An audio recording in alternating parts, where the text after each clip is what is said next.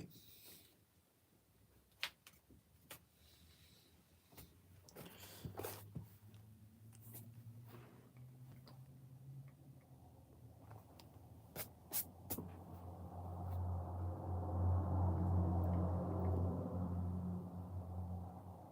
So, if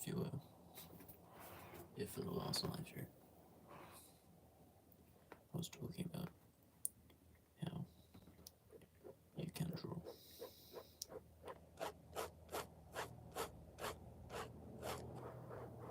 In this live stream, we're talking about you can't draw.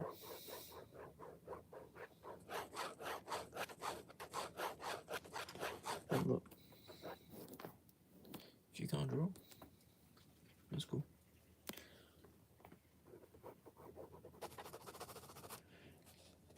Your drawing doesn't have to be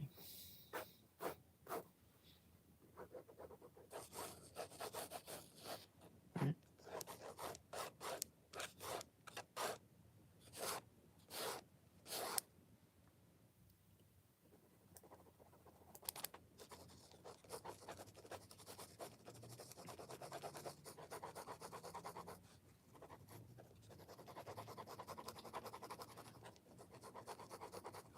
Usually, if I show this to someone, they might say, you can't draw? Well, I'm essentially proving that wrong by drawing, right? Hello, Elijah. We're looking at the idea that you cannot draw. And I think that is an idea that is neither right or wrong. Right? You can either be drawing or not be drawing. Right? It's not that you can't draw. It's either you're in the process of doing the act or not doing the act.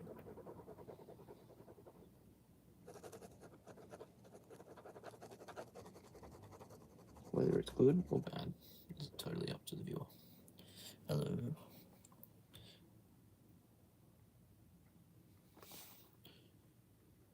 Hello, Izzy.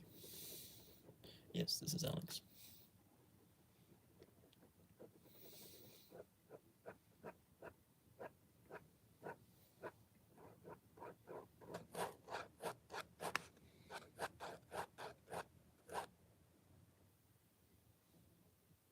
Give you a shout out. What does that even entail? I'm not going to scream your name if that's what you intended.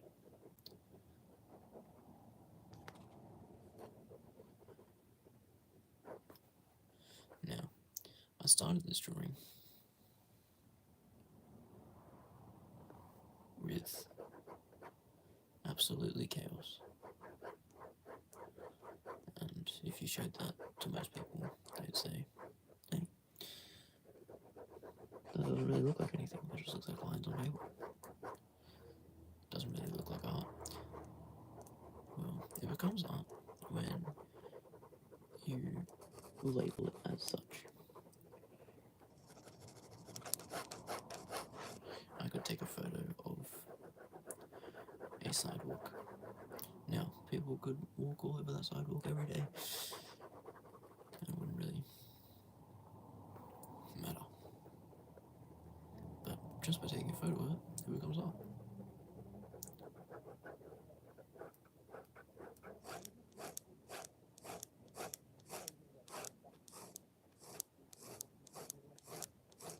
It's the same idea with drawing.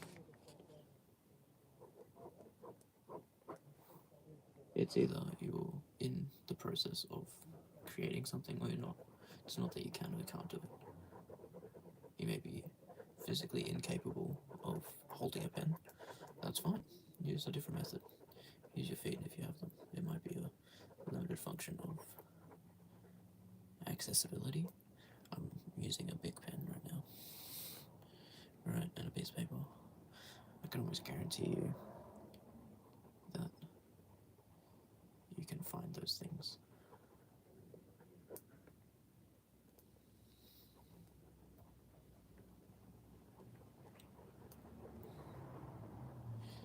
And up until now, this drawing hasn't really taken much form. This kind of looks like an arm, but also not really. There's no real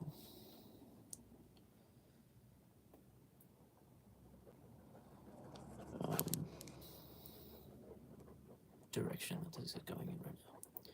And it's just kind of me sitting here, putting pen to paper. Maybe it turns into something, maybe it doesn't. You know, I don't really see the direction.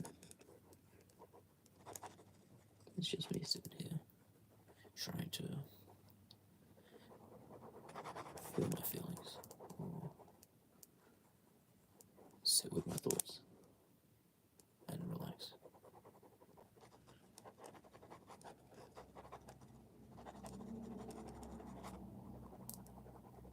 And try to create something that I'm enjoying.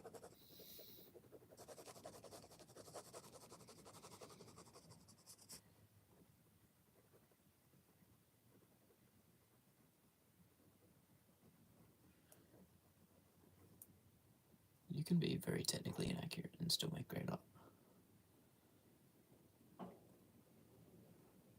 Right? It doesn't have to be down to the millimeter of proportion.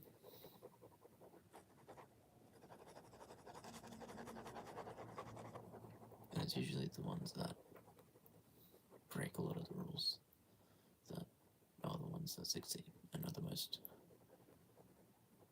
remembered, like Van Gogh, great example, right? Broke all the conventions, or Picasso, right? Picasso's a little bit different because he learned the rules as well, studied for a long time, and then just stopped really caring.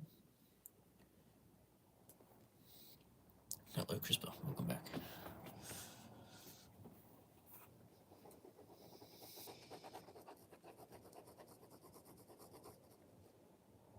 Yeah, it's been a very long time.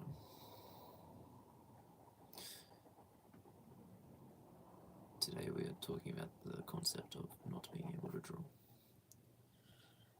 or the concept that you can't draw, which I find exceedingly frustrating to hear when people say that they cannot draw. I can't draw. I wish I was good at drawing. That's probably the most common thing I hear people. And it's just rubs me the wrong way. Because you can, right? It's just doing the thing. Good, bad, ugly, beautiful. Doesn't really matter.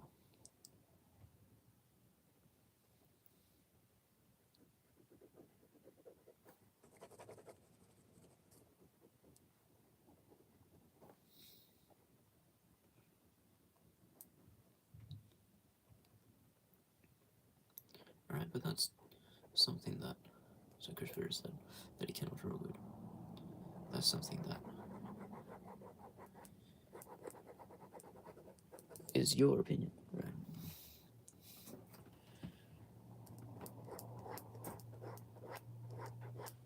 Maybe someone has said that to you in the past, maybe they haven't. But it's not a fact of the drawing. The drawing is neither good or bad, right? This drawing is neither good or bad. It's just here, right now. Whatever I do to it, right? Doesn't make it worse. This drawing is not worse right now. A lot of people say, oh, you've ruined it. Oh, you've ruined it. Look at it. What do you mean I've ruined it? I've improved it. It's better now. You're just impatient. Oh no, it's ruined, look. Oh no. Put so much effort into that. Okay. It's actually better now.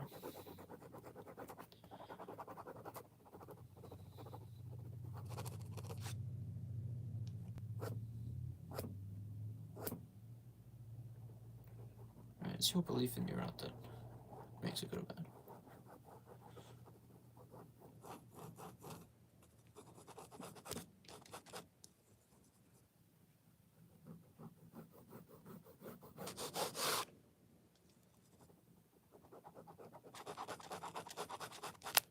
Like, because I had a form over here that I was working on.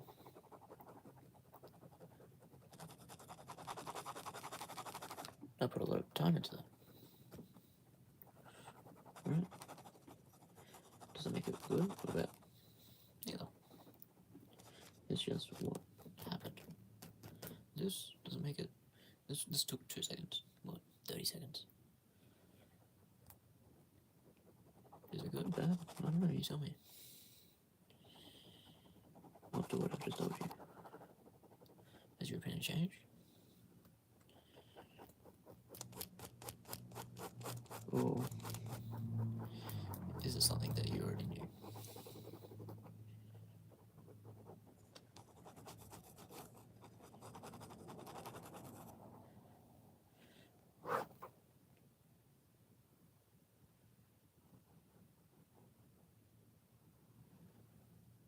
You know, a lot of great things brought on the tightrope of being good and bad, right? A lot of greatness wasn't really understood until it was long gone in the past, right?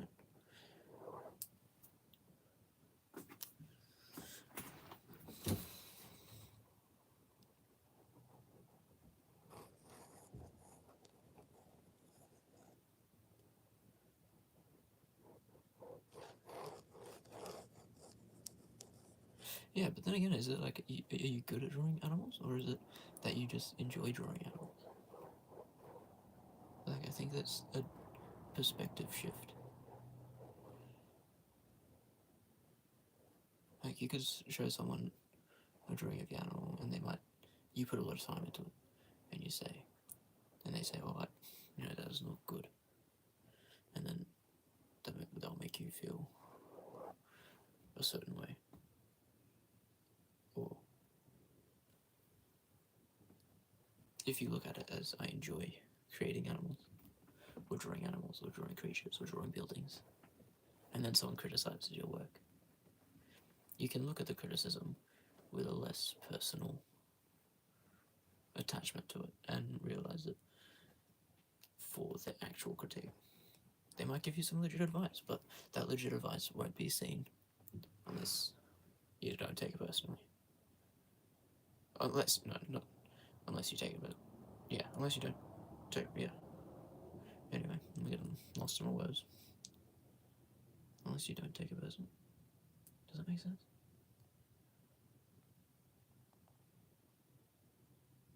Yeah, because if you take it personally,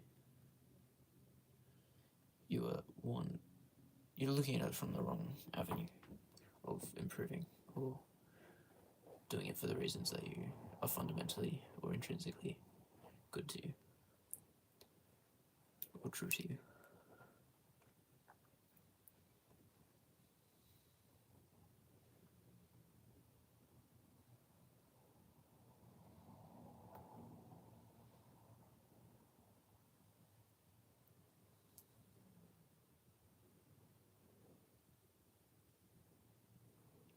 And everyone draws for different reasons. And when you find the reason that you draw, it becomes a lot easier to get better and to progress, or to get better, quotation marks, and to do it more, maybe. It could be a definition of getting better and enjoying the process more. And honestly, I could finish here and call it a day. Alright, this is sure it's may not be finished in your head or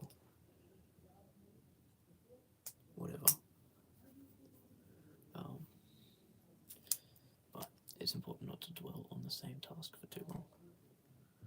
Because if you're anything like me, yeah, exactly.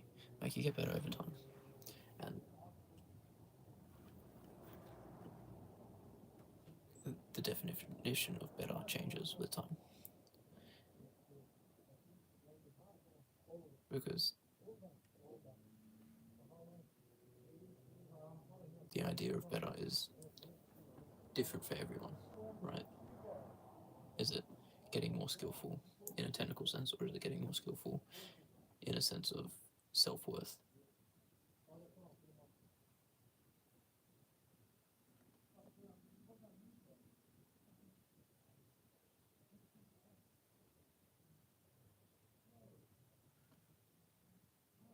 Or is it getting better in a sense of confidence in your work? Or is it getting better in the sense of fill in blank for you personally? And then have a look at that and reflect on it. And I think that's a great way to improve as an artist and as a person in the same manner. Now, you don't have to, right? Totally your choice on how you conduct yourself. But if you're conducting yourself without review, without looking inwards, is it beneficial to others, right? Are you getting a lot out of that? Sure. Are others getting the most they can get out of that too? Because it's a tribe, right?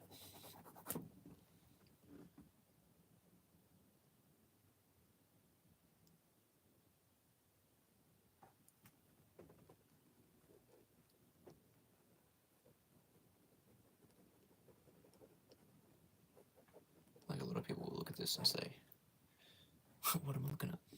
What is this? What is he drawing?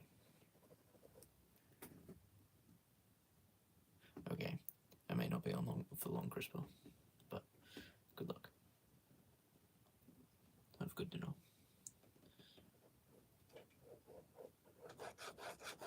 Right. What was I saying?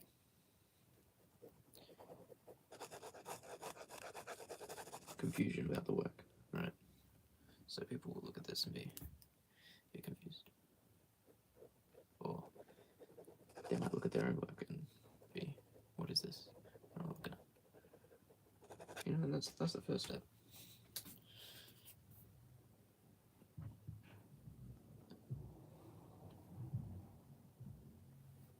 Towards anything,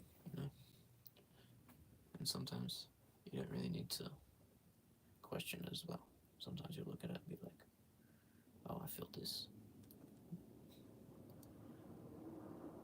And it's just a different method of looking at something from the perspective of how it made you feel, instead of what is this subjectively? What am I trying to find? It can change it to what do I feel when looking at this?